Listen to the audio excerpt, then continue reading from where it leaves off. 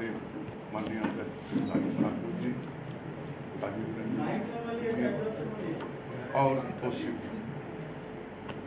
और हमारे सामने प्रिंट और इलेक्ट्रॉनिक मीडिया के सभी सम्मानित सदस्य, सबके सादर प्रणाम करते हैं, धन्यवाद भी देते हैं कि आज सब इकट्ठा होकर प्रेस कॉन्फ्रेंस में आए हैं।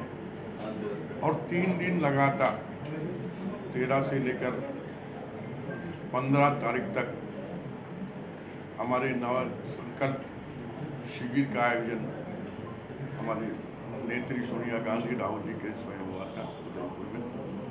और हम लोग 3 दिन में अलग अलग सेगमेंट 6 सेगमेंट में उसका डिस्ट्रीब्यूशन था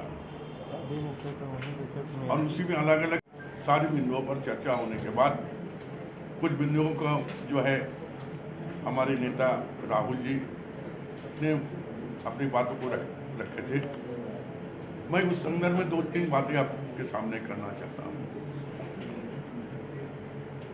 2014 में भारतीय जनता पार्टी का एंट्री जो हुई है, 2 लाख लोगों को रोजगार, 15 लाख लोगों को बैंक के खाता में सभी का जाएगा, यही कहकर उनका एंट्री हुआ है। लेकिन आज वास्तव में 7 सालों में पूरे हिंदुस्तान के लोग को कितना रोजगारी मिला या नहीं मिला, आज युवा कहाँ है उसका चिंतन मंथन किया गया। आज जो गरीब है उनके लिए भी चिंतन मंथन किया गया, आज जो किसान है उसका भी चिंतन मंथन किया गया है। और हमारी एक विचारधारा लेकर इस देश को आज़ाद हम लोग दिलाए थे। कांग्रेस की जो विचारधारा है वो कांग्रेस की विचारधारा धीरे धीरे जो है भारतीय जनता पार्टी उसको दूसरी तरफ ट्विस्ट करके उसको गुमराह करना चाहते हैं आम जनता। और हाँ, हमें जो संकल्प लिए हैं शिविर में, जो हम आज़ादी के पहले इस देश के जो विचारधारा लेकर हम चले थे, उस विचारधारा को हर जन जन तक पहुंचाकर पुरानी याद को हम दिलाकर कांग्रेस को पुनर्जीवित करने के लिए हमारी मुहिम शुरुआत हो चुकी है और हम लगातार करते रहेंगे। आज हमारे प्रभारी जी भी आएंगे आज, और आपके सामने उन्होंने भी कुछ बातें रखेंगे। अभी जो बात हम कहना चाहते हैं, राजेश ठाकुर जी अभी बोल रहे थे कि किसान के बारे में जो हम बात कर रहे हैं, किसान को जो है लगातार कितने लोग की मौत होने के पश्चात उन्होंने कहा कि के बारे में और जो इसके बारे में हम बात करेंगे। करीब 6 महीना हो गया, अभी तक उन्होंने कोई बात नहीं की।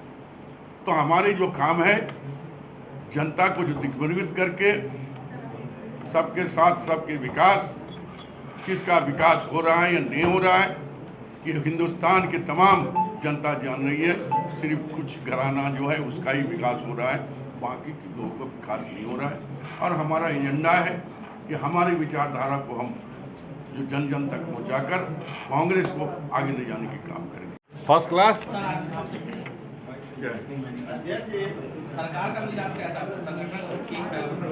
संगठन भी ठीक है, सरकार भी ठीक है।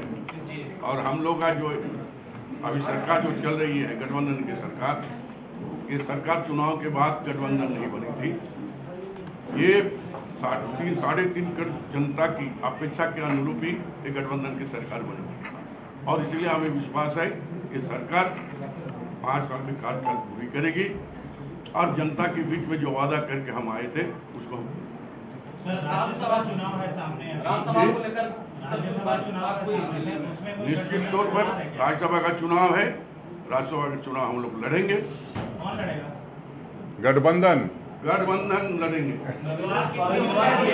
नहीं, देखिए, स्वाभाविक रूप से जब आदरणीय गुरुजी पिछले वर्ष गए थे तो स्वाभाविक रूप से इस बार कांग्रेस के प्रतिनिधि को हम भेजने की बात कहेंगे और बात करेंगे। गठबंधन में जो तय होगा, हम समझते हैं मुख्यमंत्री जी संजीदा व्यक्ति हैं, समझते हैं कि राष्ट्रीय परिप्रेक्ष्य में किसकी भूमिका क्या होनी चाहिए, और राज्यसभा एक अहम जगह है। वहाँ अगर कोई कांग्रेस से जाता है, कांग्रेस की संख्या बढ़ती है, तो निश्चित रूप से जो लड़ाई हम लड़ रहे हैं उसमें हम कामयाब हैं। ये सत्य है कि कपिल सिब्बल कैंडिडेट आपके हो सकते हैं? नहीं, वो तो हमारे यहाँ आप जानते हैं, पहले प्रदेश से नाम जाएंगे, उसके बाद वहाँ हमारे प्रभारी उस पर चिंतन मंथन करेंगे, चर्चा करेंगे। उसके बाद आप संगठन महासचिव केसी वेणुगोपाल जी हैं, उन तक बात जाएगी। तब जो है सारी बातें क्लियर होती है। जब आलाकमान हमारी राष्ट्रीय अध्यक्षा के पास नाम जाएगा तब वो तय होगा कि कौन लड़ेगा। यहाँ से कपिल सिब्बल का नाम भेजे जाने की चर्चा है। नहीं, देखिए पहले तो प्रदेश में इस बात की चर्चा होगी। बहुत अभी वक्त है जिस पर हम लोग चर्चा करेंगे, और जैसे ही चर्चा करेंगे, जिन भी नामों की चर्चा करेंगे, जिन नामों को भेजा जाएगा वो आप तक तो पहुंच ही जाएगा। आप लोग तो हाँ बोलिए आपको लगता है कि जब मुख्यमंत्री ने खदान में लिया उसके बाद तमाम लोगों ने खदान में ले लिया, अब तो हद हो गई कि परामू के डीसी ने भी अपने सास के नाम पर खदान ले लिया। ये आप लोगों को शर्मिंदगी नहीं महसूस? देखिए ये सारी बातों जो है ना, हर एक आदमी का सोचने का अलग अलग एंगल होता है। आप अभी आप सीएम के बारे में बोले, माननीय मुख्यमंत्री हेमंत सोरेन जी के बारे में। अगर आप सही दिल में नियम अगर देखकर आप देखें तो क्या ऑफिस प्रॉफिट की है या नहीं है, इसका तहकीकात करना चाहिए। ऑफिस ऑफ प्रॉफिट की बात नहीं है, आप बोल रहे नैतिकता की बात हो रही है।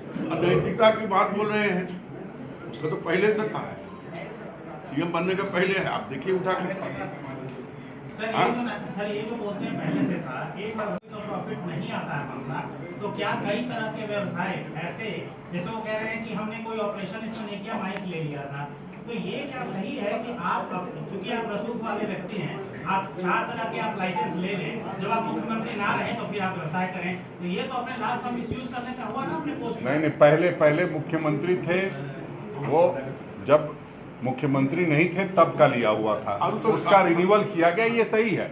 लेकिन जैसे उनको ये पता चला कि नहीं ये गलत हो गया है, अभी हम मुख्यमंत्री पद पर और ऐसा नहीं हो सकता है, तो अगर नैतिकता की बात कहेंगे तो उस मामले में वो सही है। ऑफिस ऑफ प्रॉफिट की जो बात है उसमें ऑफिस ऑफ प्रॉफिट में ये आता है कि अगर आप किसी दूसरे सरकारी पद पर हैं और उसका लाभ ले रहे हैं, या आपने कोई ऐसा सप्लाई किया है जो सरकार को किया है। हम लोग दिल्ली गए थे, निश्चित रूप से विस्तृत रूप से और सारी चीज़ों पर चर्चा हुई होगी। हाँ, आलमगीर जी, स्पीकर तारीख पर तारीख है, लेकिन प्रदीप यादव के मामले में वो तारीख कब आएगी? दोनों का होगा, अभी बाबूलाल का सुनवाई हो रहा है, प्रदीप यादव का भी सुनवाई होगा, और ये जो है स्पीकर कोर्ट में। और आप जानते हैं कि एक जो दल बदल मामला है, ये नई बात नहीं है झारखंड के लिए। झारखंड बनने के बाद शुरुआत में उनके सब आप सभी जानते हैं, वो तो 5 साल खुद भी जा रहा है, अब आधा ही साल है, और बाबूलाल जी का टाइम टू टाइम सुनवाई हो रहा है, प्रदीप यादव का भी सुनवाई। नहीं, बाबूलाल जी एक ऐसे व्यक्ति हैं जिनके पिछले 5 वर्षों तक सुनवाई चलती रही कि उनके विधायक ले गया, भारतीय जनता पार्टी ले गई, वो पिछले 4 वर्षों तक उसमें परेशान रहे।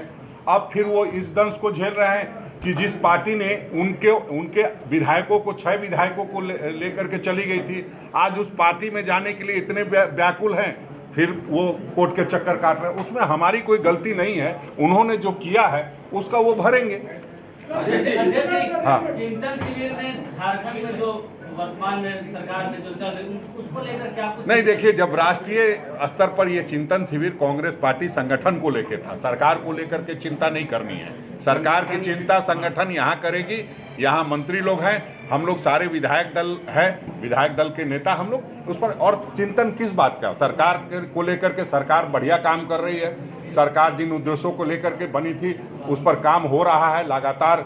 जो आप देख रहे हैं कि जन कल्याणकारी योजनाएं लागू हो रही है, और इसीलिए भारतीय जनता पार्टी के पेट में दर्द हो रहा है कि सरकार जो है एकदम अंतिम पायदान के व्यक्ति तक पहुंच गई है। इसलिए उनको डर लगता है कि और 2.5 वर्ष बचा है, बिल्कुल कहीं हम लोगों का सुपड़ा नहीं साफ हो जाए। इसलिए इस तरह का अस्थिरता का प्रपंच रच करके कहीं ना कहीं सरकार की जो योजना थी, जो विकास की गति थी, उसको कुंद करने का प्रयास किया जा रहा है।